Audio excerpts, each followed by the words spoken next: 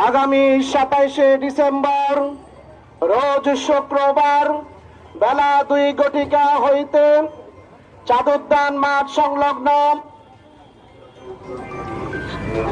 চাঁদুদ্যান Hussain market সংলগ্ন মাঠে এক বিশাল সহযোগী সম্মেলন ও সাংস্কৃতিক অনুষ্ঠানের বাস্তবায়ন উপলক্ষে আজকের এই পথসভায় উপস্থিত আজকের অনুষ্ঠানের সম্মানিত সভাপতি মহতারাম মোহাম্মদ সেলিমউদ্দিন ভাই এবং আরো উপস্থিত থাকবেন ঢাকা মহানগর উত্তরের সেক্রেটারি এবং কেন্দ্রীয় কর্মপরিষদ সদস্য ডক্টর রেজাউল করিম ভাই, আরো অন্য নেতৃবৃন্দ উপস্থিত থাকবেন।